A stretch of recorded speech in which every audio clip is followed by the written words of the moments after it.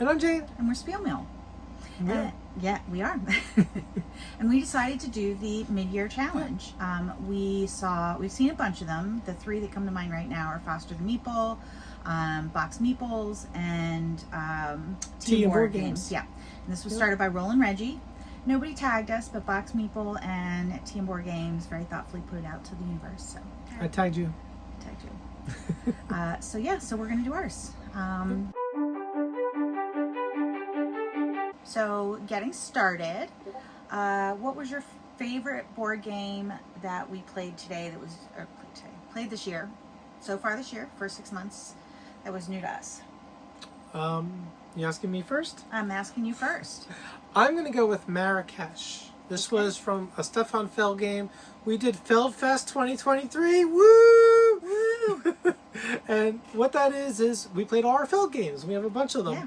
But we play Marrakesh. Oh my God, Marrakesh is so beautiful. And it's so satisfying. It has all these keshi, which are little, I guess, hexagonal, what do you call those? Cylinders. Yeah. And each one represents a different thing. Oasis, I don't know, a teacher or whatever. And you're playing them to different parts of your player board. They're dropped in a cube tower, and based on what comes out of the cube tower, you get the draft from there. It is so much fun. The player boards are amazing. I love a really full double-layer player board. It's amazing. It's amazing. We have a crossover. Oh my God! Yes. I also realized as you started speaking, but right before that, I think we maybe played this in July, which kind of a slight cheat because it was supposed to be first half of the year, but so far we're this there's year. We're counting. The question said so far this year. Okay, so we're counting. I agree. I loved this game so much.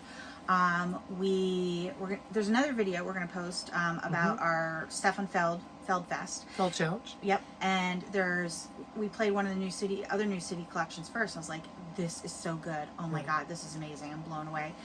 And it wasn't this one. So when we got to Marrakesh, I was like, holy cow, I can't even believe they're getting any better.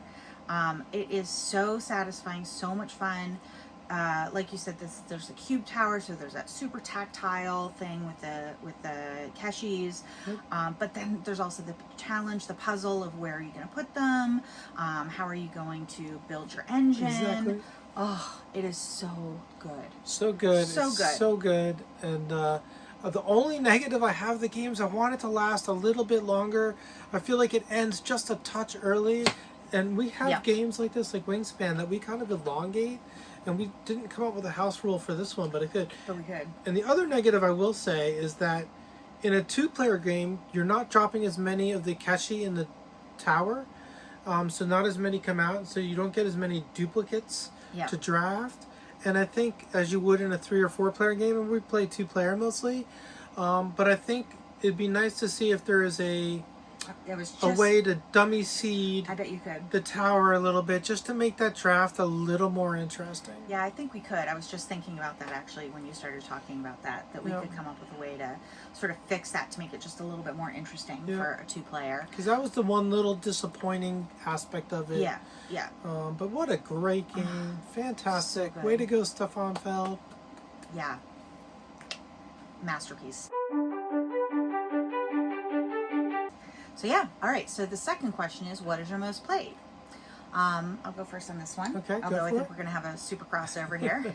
So I'm going to cheat. I'm going to give you 3 different games for reasons. So the first one is the crossword. So we log our crossword every day. We do the New York Times crossword puzzle, and we started doing this particularly when Jane was really sick and we couldn't play a lot, and it just made us feel like we were still participating in our favorite hobby. So we have 154 plays of the crossword this year.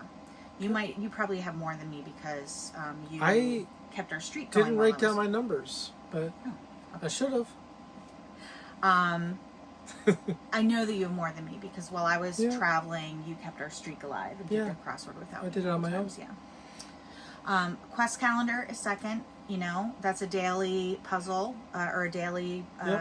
Second for me as well. Yeah. I'm over 100 plays on that. 109. I'm way low. My year went to pot around April 30th, and when I started traveling for 6 weeks, and then I had surgery and blah blah blah. But I'm just getting back to it, so I only have 60 plays, but I'll catch up. And then my third highest play was Scout. And the reason I went to number 3 is because that is the first game that we played together. That's a in-person game that we play at the table, so it's sort of like a real game. Yeah, and those are the same as mine. But the one thing I'd add is I also made note of the biggest game, or full board game that is my most played, and that was Obsession. Now, a lot of those plays are on Board Game Arena. Now, a lot of them are in person too, but a lot of them are on Board Game Arena. Yeah. So. Yeah, I did not do that, but mine was somewhere in the same range. Probably Obsession as well. Yeah, probably. Yeah. All right. Biggest surprise. Well, this one was tough. I kind of have two. Okay. And the first one is not my favorite game or anything. It just was a surprise. Because I gotta admit, when we got this game, I was just kind of like, you know what? This looks like it's for kids. And that is Scribbly Gum, which is a little roll and write from Phil Walker Harding. Phil Walker Harding. And it's super simple, but it's actually quite fun. It is. It's very puzzly too. It's quite puzzly. It's not super great, but it's fun. And but the other game I thought of, which we have only played on Board Game Arena, but and the only reason is because the theme is not one we usually gravitate to, and that's Space Station Phoenix, which I think has a lot of interest and depth. And every game I play, I discover new things. So, yeah. You can use other people's ships. Who knew? I just discovered there's neutral ships. What? What? So yeah. Okay. So I have two as well. Okay. One we've only played on BGA, and that is Applejack. And, and the reason why is because it looked like one of Uwe's more simpler abstract games, and those don't hit for us as much as his bigger games. We like them, but we also thought we have Sagani, so we didn't think we needed Applejack. Yeah. I love Applejack is fantastic. We can't wait for this to come out in the States. I want this so bad. Oh my God. I keep checking. I know it's not out yet. I know when it's going to come out. I still keep checking. And then the other one, it's silly, but it's a game I picked up on Black Friday years ago for you as a gift. For like Christmas, because it was super cheap, and I don't know what I was thinking, because I got it home, I'm like, this is not going to be good, and that is Oregon Trail game, and it's not great, but we had so much fun playing it. Yeah. I mean, we wanted it wasn't as bad as we wanted to get it off our shelf of opportunity, and so we thought, okay, let's just play it once, and we actually really enjoyed it. We had a lot of fun. It's not a great game, but it's good enough. And if you grew up playing the Oregon Trail game in school, it has a lot of that nostalgia factor. Yep. But even beyond that, it was challenging and fun. So that was a complete surprise. Did not expect that to be at all decent. All right. What was your biggest disappointment? I have a list. In 2023. I have a list too. I have 3 games. Me too. I have 4 games actually. Okay. You want to go first? I think we're going to agree on at least 3 of them. So, so I'll mention if it's a crossover. I'll mention. We'll go back and forth too. So first one is Decorum. Yep, that's a crossover. It just didn't seem to be much game there. No. Like, I don't know. Like, it's okay. I like the concept, but it was never that hard for us, and maybe that's us. Like, it didn't seem challenging enough. Not at all. So it was like, it was so obvious. Like, if she put something down and it didn't fit for mine, I'd take it off. She'd be like, "Oh, okay, that doesn't work." Put it somewhere else. We'd logic through it. It just wasn't a super big challenge for us. Maybe we didn't get far enough. I think we only played 12 or 13 games of it before we abandoned it. And maybe it would have been better later, but yeah, I don't know. And I was so excited for this. We love logic puzzles. Everybody spoke so highly of it, and I was so excited to pick it up, and it just didn't. It just didn't work for us. No, not for us. So maybe somebody else, but not us. So another one, and I'm just putting this down there. I should have anticipated knowing what the mechanism is. But we just went through Feldfest, and I did have one big disappointment, and that was New York City. Yep, me too. And that was just... crossover. Area control is not our thing anyway, so that's why I should have noticed it. But it was just kind of not much to it. I thought there would be more to it, and more, I don't know, more than just the area control element. Yeah. It's a bidding game too, isn't it? Or am I making that up? It is a... I don't... Yeah, it is a bidding game, but I actually liked how the bidding works. Oh, yeah. The bidding actually, and that was actually really good. That was the element I thought we weren't going to like, and it was actually pretty good. The bidding was actually pretty good because it wasn't like you win the bid and you win. You just got a little bonus if you won. You were paying for the action no matter what. It was kind of... I liked how that worked, actually. Yeah, I did too. And maybe some of the disappointment in this game was because we played it during Feldfest, so we played all his other games. It was late in Feldfest, too. And we were like, this is just not... We had played all the other City Collection games already, and we loved them all. Hamburg, Amsterdam, Marrakesh. Yeah. So we were all over it. And I do want to add something that Jamie said in their video is I don't want to yuck anybody's yum. Like, this is just, it wasn't for us. There are people that love these kinds of games. These are not bad games. Yeah. They just didn't work for us. So if you love them, awesome. Great. Yeah, we're just talking from our perspective what didn't work for us. They're not bad games. They're just they did not work for us. So I had a third one. Or did you have one? Okay, go ahead. I have like 3 more. Go ahead. So the third one I'll talk about is Whistle Mountain. Oh yeah. That was a huge disappointment. And it seems like a good game. I know, and I bought this for you for Christmas last year, 2 years ago, and all the reviews sounded like we would love it. We read the rules. We're gonna love this. It just didn't hit with us. It was like once we played maybe 2 games, I was like, all right, I know exactly what I'm gonna do. I'm still mystified by this one. I don't know why. I don't know why it didn't work for us, but it just didn't, which was just crushing. I expected to love it. My next one is my last one. Really, is the Mystic Vale expansions. And it's really love the concept of them. But we had some balancing issues, and I don't know if it's just us.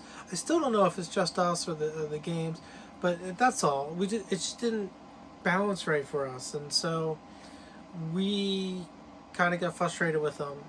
We love Mystic Vale, so I'll just do one more.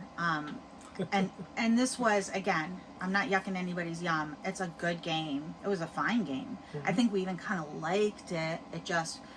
what we were hoping it would be and expecting it to be was, and that's Astro Knights. Oh yeah. Which is supposed to be the evolution of Aeon's End, and nope. It just wasn't as good as Aeon's End from us, from our perspective. Yep. The components weren't as nice. The gameplay wasn't as fun. It took out some of our favorite things from Aeon's End, and while I did appreciate that it was much easier to set up the monsters and whatnot. Like, I'd rather invest that 15 minutes in setup and have a spectacular game. Yeah. That's me, but I did not find that economy of setup worth what it took out of the game. All right, what game, next up, what game do you most want to get off our shelf of shame? All right. Now, we should talk about our shelf of shame. Yeah, let's talk about our shelf of shame. Shelves of shame? Shelves of shame.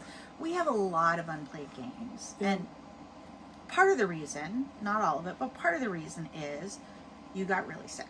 Yeah, and we couldn't play games for a couple of years. Yeah. So, in fact, we started doing table games. We started doing videos in 2020, and then couldn't do videos for like 3 years. Yeah, so. like we just had a 3-year gap in life, and Jane is still disabled, and still really battling chronic illness, which inhibits our ability to do many things, including games. But we're at a point now where we can get games to the table. So our shelf of opportunity is enormous. Yes. And there are so many good games on there I want to play. This is an impossible list to pick anything off of.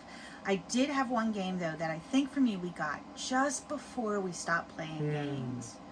And...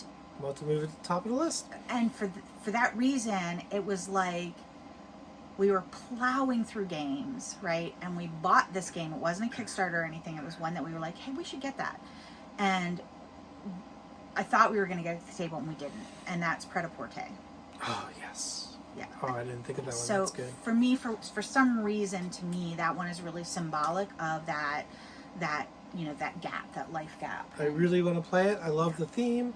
Very excited. Yeah, so that for me is the game I chose, and it's symbolic mostly because it's a huge list and we want to play them all. But that's the one that. Well, another one we got around the same time probably.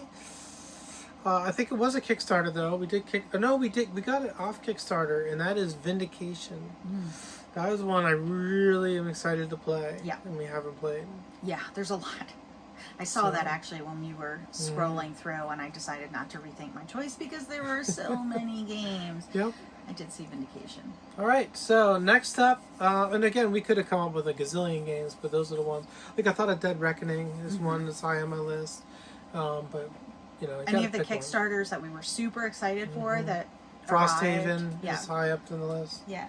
So, Distilled playing Distilled. the actual game. Oh, yeah. We've actually tested it. Yeah. So we do have a plan. All right, which game that is 3+ years old did you discover this year? You go first, because I have. Well, this is actually another Feldfest one. Okay. Which we've been doing this Feldfest, and now we've moved on to Lacertival 2023. Woo! And this is a great way to explore our favorite designers and make sure we've played all our games. And it's another way to get them off our shelf of opportunity. And I have to say, this one, when we first set it up, I was like, ooh, I'm not sure about this one. But once I played it, I was excited. That's Forum Trajanum. Yeah. What a great game. Yeah, that is really good. Really enjoyed it. I, for some reason, didn't even think of the Felds, even though there's a couple obvious ones on there. And I went with Grand Austria Hotel. Oh, good choice. Yeah, especially with the expansions. I think without the expansions, it's a great way to introduce it, to learn it, but I wouldn't play it without the expansions now. We like more. Yeah, we like more. More in our games. More. All right. All right. What is your most anticipated game? All right. Well, I actually kind of wrote down two. The first one I'll mention really quick because you actually already mentioned it, and we've already played a Board Game Arena. That's Applejack. Yeah. Because I'm just excited to get it. I'm playing in person. I cannot wait. But the big one that we haven't played, that I'm excited to get, that is supposed to be coming in a month or two, is Monumental. Oh. And this is Love Civilization games. This has got, like, I think deck building in it, and it just sounds fantastic, and I just cannot wait to play it. Yeah. So I have two. One I mentioned in our most anticipated games video earlier this year, and the other one there was no hint that it was going to happen until very recently. So that second one is Ticket to Ride, the legacy game. Yep. Yeah. It's very exciting. We love legacy games, and we love Ticket to Ride. Yeah. And I think building our own board is going to be fun, and I think that's a legacy game we're going to play. Exactly, that's what I was about to say. Like, this is going to be, because we, like Charterstone, we never break out the board of Charterstone and play it.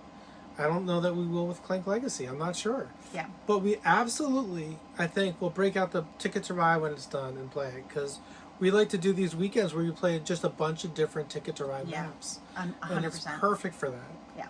And then the second one is Dark Quarter, which I went to New Orleans for the first time this year, and I love the vibe of that game, and it's also by the designer of Final Girl, but it's actually for more than one player. Now, we've sort of, jury-rigged Final Girl and play it as a co-op, but this one is specifically designed for more than one player. So I am so excited to get Dark Quarter from Evan Derrick and get that to the table. Yep. So finally, our last prompt from Roland Reggie. Favorite video of the year? What's your favorite video from our channel this year? God, I couldn't pick one of anything. You couldn't pick one? I picked two. I picked two, sort of, as well. All right. Okay, so go ahead. What are yours? So my first one is our Quest Calendar review, because I picked that as well. Oh my God, they used it on the Kickstarter page. Oh! We were so excited to see ourselves at the Kickstarter page. Oh my God. So that was exciting. Oh my God, that was the highlight. Well, and what's your other one? My other one is the Gen Con video we did for TikTok. Yes. And this was just a video talking about the importance of accessibility and having the Gen Con online option. And publishers being involved, and not a lot of publishers got involved, but a few did. And we are participating in Gen Con Online. We're very excited for it because I cannot go to Gen Con. I cannot go. Right. It's not even on the radar, a possibility. She can't go out to eat. I mean, we're not going to Gen Con. So, yeah, I mean, that's just where it is. And Gen Con Online is exciting for me. Yeah, it's super exciting. That falls in line with sort of I cheated. My other one is a series. It's the series of accessibility videos that we did on how to make gaming accessible. And I think that kind of falls in line. That was this year? Yeah, it was. We didn't start making videos again until the end of this year. You're right. And because that's a subject that's so important to us, and like one thing that has happened recently is we've been playing on BGA, and Jane is on Discord for people with her disease, myalgic encephalomyelitis, and some of them have now started to play games on BGA, and some of them were gamers before, but not all of them were, and now we're like opening up board gaming to them, and it's something that they can do with friends and family as well, by using these adaptations, or with people around the world. And for somebody who has a chronic disease that is so freaking isolating and limiting, board game is life-saving. And so for me, those videos are the ones I'm most proud of and most passionate about. That's it. So thank you for those who said, well, Box Meeple said we tag all of you, so thank you. Yeah, absolutely. And we'll do the same. If you want to do this, do it. Do it. We'd love to hear from new people. And we'd love to hear in your comments below what you think of our picks or your own picks. Yeah. You know, what's been your favorite game so far? What's been your biggest surprise? What are you looking forward to the most? I think all that would be very interesting to hear from other people. We just want to talk about board games. Yeah, board games. We like board games. Do you like board games? Want to be friends? Like board games? Let's be friends. All right. Remember, every day that you game is a holiday. Thanks Bye. for watching. Bye.